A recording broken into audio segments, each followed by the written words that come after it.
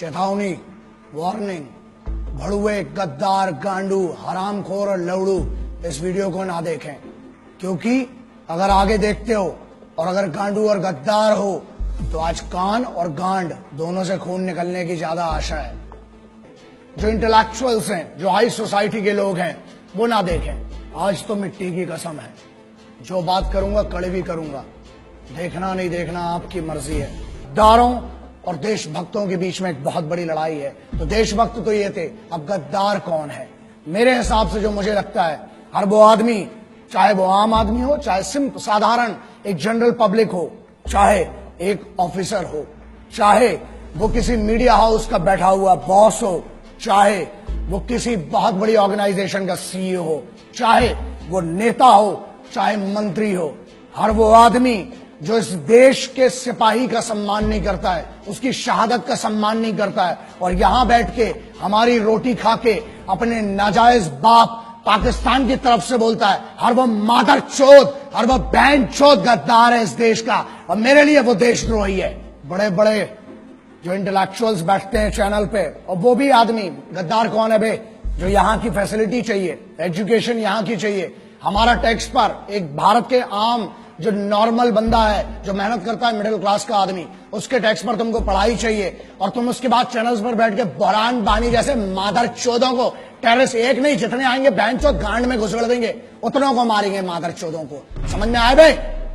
उनको जो बैठ के बताते मासूम लोग थे, बहन चोदों पता क्या है तुमको कश्मीर के बारे में? बे अंदर की कंडीशन पता है तुमको? जो गुमराह करते हैं इस देश के बच्चों को, उनको स्कूल कॉलेजेस नहीं जाने देते और अपने लौंडों को विदेश में पढ़ाते हैं। मेरे लिए हर वो मादरचोद, हर वो आदमी गद्दार है जो यहां बैठकर यहां की रोटी खाकर, चाहे कहीं पर भी बैठे, किसी भी लेवल का हो, चाहे अंग्रेजी में बोले चाहे हिंदी में बोले, जो भी पाकिस्तान की इस हरकत का और मेरे उन भाइयों को सोते हुए मारा जिन मादरचोदों ने, उनकी तारीफ करने वाला वो हर आदमी गद्दार मादरचोद, इस देश का राष्ट्रद्रोही है, गद्दार है, बहनचोद। मैं हमेशा कहता हूं, और मैं ऑपरेशंस जो थे मैं उसके बारे में बात नहीं करना चाहता था। कोई भी ऑनगोइंग ऑपरेशंस है, ठीक है, वॉर है, if it is a war zone then there is no problem. तुम हमारे मारोगे, हम तुम्हारे मारेंगे, इक्वालिटी है, युद्ध है। लेकिन यहां पहली बार था कि युद्ध के नियम तोड़े गए, इसलिए बात करना पड़ेगी आज। यार सोते में तुमने हमला किया और सामने से मारो ना बे। तुम्हारी भी इज्जत है, तुम भी सिपाही थे, बहुत पहले इसकी इज्जत कर ली। टेररिस्ट की इज्जत नहीं, सिपाही होते हैं एज अ सोल्जर। मैंने पिछले वीडियो में कहा कि मैं इज्जत करता हूं किसी भी देश का सिपाही हो। अबे तुम क्या बात करते हो बे? तुम तो मुर्दे नहीं अपनाते हो। हमने फिर भी इज्जत की, बोला, तुम्हारी तारीफ की, सबकी तारीफ की, लेकिन अब युद्ध के नियम टूट चुके थे।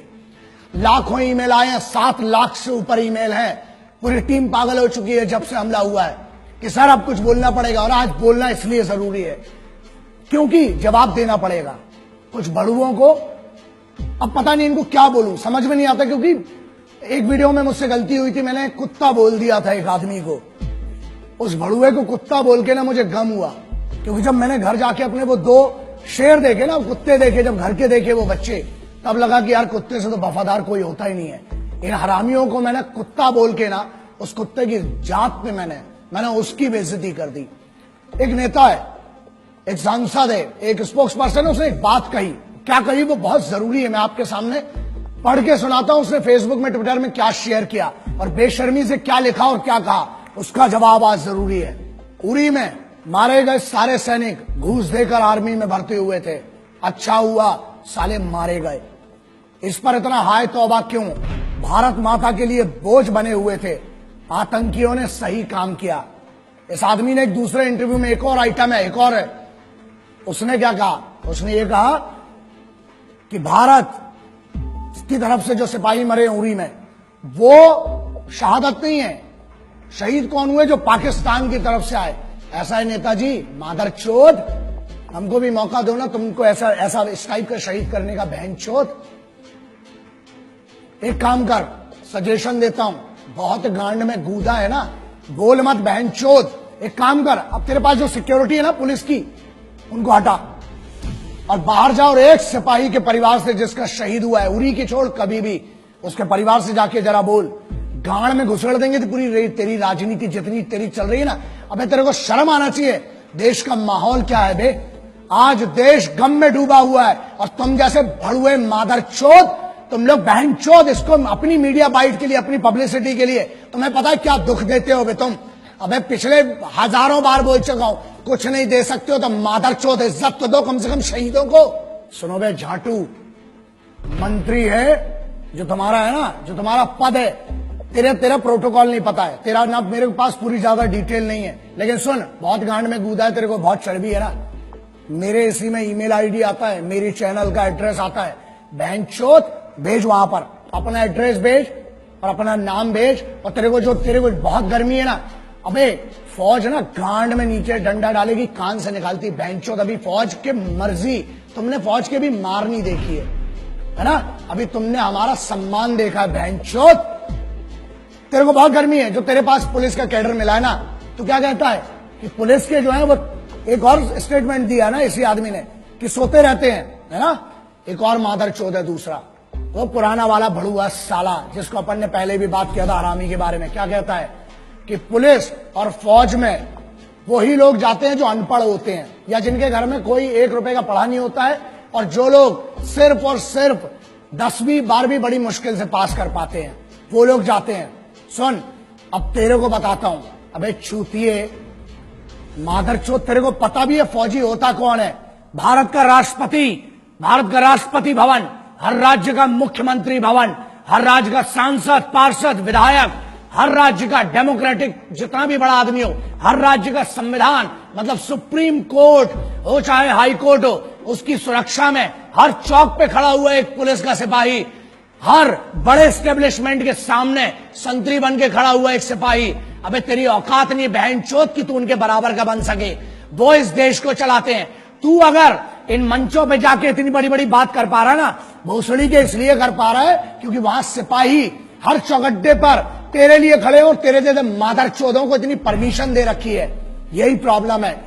जिस दिन छूट मिलेगी और जिस दिन सही मौका आया, याद रखना गांड में इतना बड़ा सुल्ला जाएगा।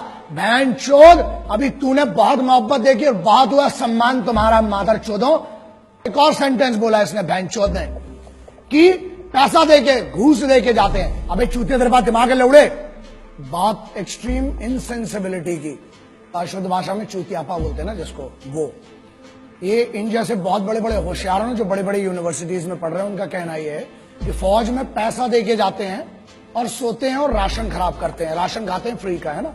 चलो इसका बड़ा सिंपल सा आप समझो, जितनी आपकी समझदारी है ना, अगर पैसा देके जाना है तो फौज में क्यों जाएगा आदमी? मरने के लिए। फौज में क्यों जाता है?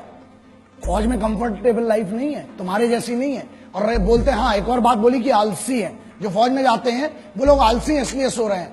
बेटा तू बहनचोद, तू अपनी बात कर रहा है, तेरे से तो दाढ़ी बनाता नहीं है रोज बहनचोद, तू क्या आलस की बात करता है बे? एक जगह पे 15 साल से डले हुए तुम जैसे भड़ुए इस देश का राशन खा रहे हो, हमारा टैक्स खा रहे हो, हमारी हर चीज खा रहे हो, उसके बाद बोलते हो बड़ा नेता और यूनियन वाले। बड़ी बात है, तुम जैसे बड़े पदों पे भी जा सकते हैं, लेकिन हमारे लिए पद मैटर नहीं करता बे। इज्जत कमाना अलग बात है, ताकत कमाना अलग बात है। तुम जैसे भड़ुओं की कभी इस देश में इज्जत नहीं होगी। क्यों? क्योंकि इस देश में अगर मंदिर हो, चाहे मस्जिद हो, चाहे गुरुद्वारा हो, चाहे चर्च हो, उसको सुरक्षा कौन देता है? वो है सिपाही। बाहर से जो पाकिस्तान की तरफ से आ रहे हैं वो दुश्मन है, उनसे लड़ना बहुत सरल है। तुम लोग साले जो अंदर गदर मचा के रखी है ना, उसके लिए एकाध में एक दिन बहुत गलत होगा। मैं बहुत कोशिश कर रहा हूं, प्रयास कर रहा हूं कि बचा रहूं, गुस्से में ना आऊं, लेकिन अब लगता है कि अब कुछ ना कुछ, और जिस दिन होगा उस दिन पब्लिकली और बहुत गंदा होगा तुम्हारे साथ। क्यों फौज में जाता है? अबे वो बच्चा जिसको एक गरीब घर से आके पुलिस में या फौज में जाना पड़ता है ना, 3 बजे रात को उठता है वो बच्चा। जब बेंचो तुम लोग पार्टी कर रहे होते हो ना वहां पर अपने कॉलेज में, यूनिवर्सिटीज में और अपने बड़े बड़े भवनों के अंदर, बड़ी बड़ी मैस में जब तुम पार्टी करते हो बेंचो दो, अबे तुमको पता भी है सिपाही होता क्या है। क्योंकि सुनो, प्रॉब्लम यह है हमारे देश में, ना एक नेता का लौंडा आज तक सिपाही बना, ना आज तक ये भोसड़ी के जो यूनियन में बैठे हैं, कोई अमीर का लौंडा आज तक सिपाही नहीं बना। कहां गए वो मादरचोद बड़े बड़े अमीर? अबे भोसड़ी के खेल के लिए समय देने वालों को, मैच जीतने वालों को क्या मिलता है? इनाम मिलता है ना। और वहां जो जान अपनी बॉर्डर पे लगाते हैं, -60 50 में वहां लड़ रहा है आदमी, घूस देके गया, चल माना बहनचोद तेरी बात, चल घूस दे के गया बहनचोद, तू दे देना मादरचोद, है गाड़ में दम तेरी, तू जा घूस दे के बहनचोद उधर पे, एक दिन की नौकरी कर मादरचोद। अबे आर्मी की और कमांडोज की छोड़, स्पेशल फोर्सेज की बहनचोद, एक दिन मैं देता हूं चैलेंज, अबे तेरी पूरी जिंदगी की पेमेंट दूंगा इन बड़वे मादरचोद गद्दारों की। जा एक दिन ट्रैफिक पुलिस का काम करके देख मादरचोद, धूप में वहां खड़े होकर देख, पानी में खड़ा होकर देख, मुंबई पुलिस हो चाहे दिल्ली पुलिस हो चाहे हरियाणा हो चाहे उत्तर प्रदेश हो, एक पुलिस के सिपाही का काम करके देख। फौज की तो बहुत दूर की बात है, तेरी गांड में इतनी दम रही है बहनचोद। और सुन, ये बात क्लियर सुन ले, आज तुम जैसे मादरचोदों को अगर मार के जेल जाना पड़ा, 14 साल मंजूर है बहनचोद। जिस दिन मेरे सामने पड़े ना मादरचोद, मारूंगा, लेकिन एक बात पक्की है, पब्लिकली मारूंगा, अकेले कभी नहीं मारूंगा, क्योंकि तुम जैसे आगे और पैदा ना हो बहनचोद। अबे मुझे तो शर्म आती है, माफ करना, जिसने तेरे को पैदा किया ना मां, मुझे माफ कर दे, तेरे को भी नहीं पता था कि ऐसी मादरचोद औलाद पैदा करोगी मां आप। शर्म आती होगी उस मां को भी अपने कोख पे जन्म पे कि ऐसा गद्दार पैदा कर दिया बहनचोद को। सुन मादरचोद, जिस दिन मेरे सामने आया मारूंगा, घसीट घसीट के मारूंगा बहनचोद। और दूसरी चीज, 14 साल होती ना, जमानत तो मिलेगी, आऊंगा तेरे जैसे और मादरचोदों को ढूंढूंगा, फिर मारूंगा बहनचोद, जाऊंगा। 14 साल मंजूर है बहनचोद, क्रांतिकारियों का चेला हूं, जेल भी गया कोई फर्क नहीं पड़ता है, लेकिन तुम जैसे गद्दारों को चुप करके रहूंगा, फिर मारूंगा, फिर जेल जाऊंगा, बाहर आऊंगा, जब जब आऊंगा मारूंगा मादरचोदों। दूसरी बात मुन्ना, हमें रोज सुबह से लेकर रात तक धमकी के कॉल आते हैं, और रही बात हमारी, मादरचोदों इतनी तैयारी के साथ चलते हैं, इतना जखीरा तो खुद लेके चलते हैं बे, इतना असला बारूद। मादरचोदों 1 किलोमीटर तक धुआं धुआं करूंगा जिस दिन मैं मारने पे आया बहनचोद। और ये दम बुलेट प्रूफ गाड़ी की नहीं है बीपी की जिसमें बैठ के घूम रहा हूं, गाड़ी के बाहर आने के बाद भी जगह बोल तू बहनचोद, नाम बता उस जगह का, अकेला आऊंगा मादरचोद, ईमेल कर, फोन नंबर ले मेरा, लिख चैनल पे अपना एड्रेस, आऊंगा मारूंगा बहनचोद घुस के तेरे को। लेकिन सुन, तुम जैसे जितने मादरचोदों सिपाहियों के बारे में, उनकी शहादत के बारे में बोलना बंद करो मादरचोदों, वरना मेरे जैसे बहुत पागल हैं, एक को काटोगे 1000 खड़े होंगे, हर बार पैदा हुए आगे भी होंगे, मार डालूंगा बहनचोद तुम जैसे एक एक को। हिंदुस्तानियों का स्वाभिमान बहुत बड़ा होता है, अभिमान बहुत होता है अपने में। कैसी बच्चों जैसी बातें कर रहे हो तुम लोग, हाँ समझ में नहीं आएगा, बताता हूं। अबे हमारे इधर तो बेवड़े भी होते हैं ना, वो भी गुस्से में एक दूसरे को गुटका नहीं देते हैं, समझ में आ गया। अबे तुम तो कश्मीर मांग बैठे पागलों। दूसरी चीज, हमारे इधर ना, अबे पब्लिक ट्रेन, लोकल ट्रेन में ना, वसई विरार साइड की कोई ट्रेन होती है, उधर अंबाला पटियाला की कोई ट्रेन होती है लोकल ट्रेन, अबे वहां पर लोकल ट्रेन में सीट नहीं देते हैं, तुम तो कश्मीर मांग बैठे।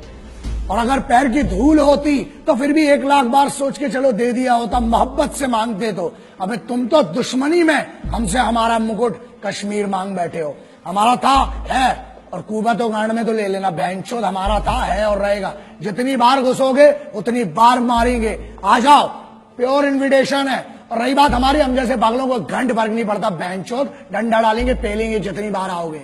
माफ करना, मैं उनसे माफी मांगना चाहता हूं जो मेरे सिपाही, चाहे वो पुलिस के सिपाही हैं, चाहे मेरी फौज के सिपाही हैं, चाहे जो भी सिपाही हैं जिनकी हम बात करते हैं, जो यूनिफॉर्म पर है, जिसने यूनिफॉर्म पहनी है, कोई सी भी यूनिफॉर्म है, वो इस देश का सिपाही है।